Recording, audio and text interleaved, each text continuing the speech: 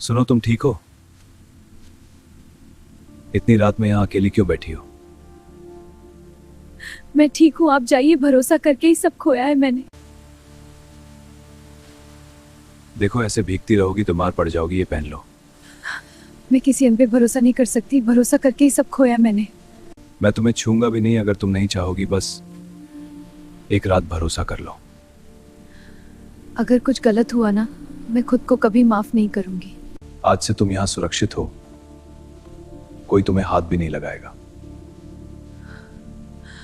इतनी चमक दमक मैंने पहले कभी नहीं देखी, मुझे डर लग रहा है। ये कमरा तुम्हारा है और अलमारी में मेरी बहन के कपड़े हैं।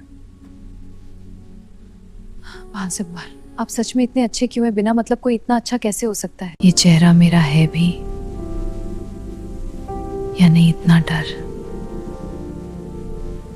आखिर कब बस गया है इसमें?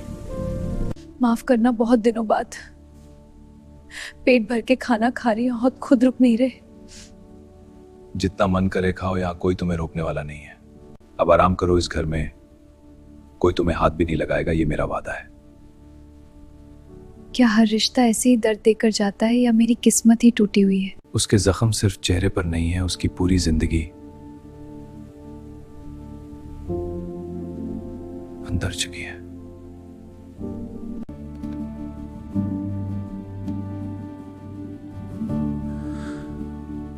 आपने मुझे सहारा चाहिए, ये सब क्यों कर रही हो? किसी पर बोझ बनकर नहीं रह सकती।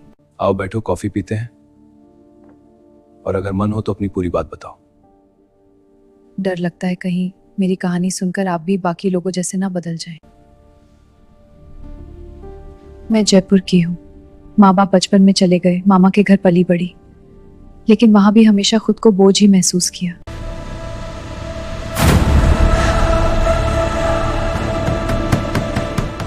रोहित, दरवाजा खोलो, मेरे पास जाने के लिए अब कहीं भी जगह नहीं बची। ये शहर इतना बड़ा है, मेरे लिए भी एक नई शुरुआत बची हो। बस पहुंच गए बेटा, यहाँ से तुम्हारी नई जिंदगी शुरू होने वाली है। तुम लोग मुझे यहाँ क्यों? प्लीज मुझे निजात। इतनी आवाज से नहीं जाने जानी था बच्चा। मुझे छोड़ दो प्लीज, मुझे जाने दो बच्चा। भगवान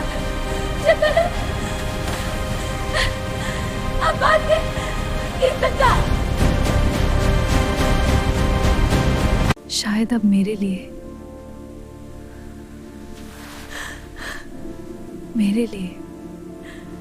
इस दुनिया में कुछ भी नहीं बचा। भागते भागते मैं पूरी तरह टूट चुकी थी। फिर बारिश में उसी फुटपाथ पर बैठ गई जहां तुमने मुझे देखा था। बस अब और मत बोलो बोने, सोच भी नहीं जी रही कितना कुछ सहा है, कितना कुछ सहा है। उस रात सच में लगा था सब खत्म हो गया। शायद किस्मत तुम्हें अभी हारने नहीं देना चाहती थी, और शायद इसलिए उस रात में तुमसे मिली। डरने की जरूरत नहीं है, धीरे धीरे सब सीख जाओगी। मैं हमेशा तुम्हारे साथ हूं। मुझे कभी नहीं लगा था कि मैं भी किसी ऑफिस में काम कर पाऊंगी। Good morning, Sinha builders. जी सर, आपकी मीटिंग 3 बजे है।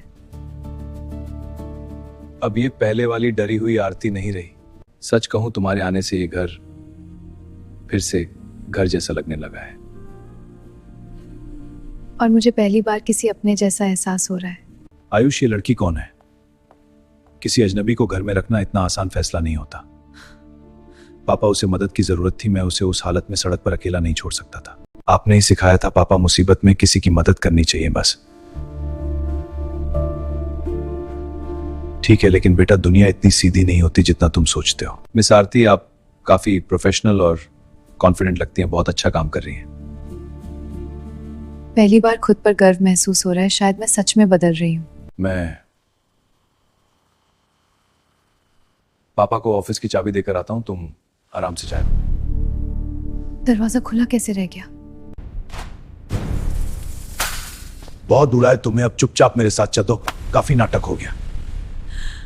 मेरा हाथ छोड़ो प्लीज, मैं हिस्सों बच्चे मोच। उसका हाथ वो भी के बरना, इस बात से पुलिस है। पुलिस बुला लो, ये मेरी बीवी है, कानून भी इसे मेरे साथ जाने से नहीं सकता। उसका हाथ वो भी के बरदा, इस बात से पुलिस पुलिस से गए। पुलिस बुला लो, ये मेरी बीवी है, कानून भी इसे मेरे साथ जाने से नहीं सकता। फैसला तुम नहीं करोगे रोहित, आरती खुद बताएगी कि वो तुम्हारे साथ जाना चाहती है। मैं इसके साथ वापस नहीं जाना चाहती, कभी नहीं जाना चाहती। तुम इस आदमी के भरोसे रहोगी, ये भी एक दिन तुम्हें छोड़ देगा। दुनिया में कोई बिना मंसाल तुम्हारे तरह नहीं होता रोहित। कुछ रिश्ते सच में बिना स्वार्थ के भी निभाए जाते हैं। जब मुझे सहारे की जरूरत थी तब तुमने मुझे मुझे घर से निकाला, मारा, बेइज्जत किया। किया। अब मुझे तुम्हारी जरूरत नहीं है। तुम पछताओगी।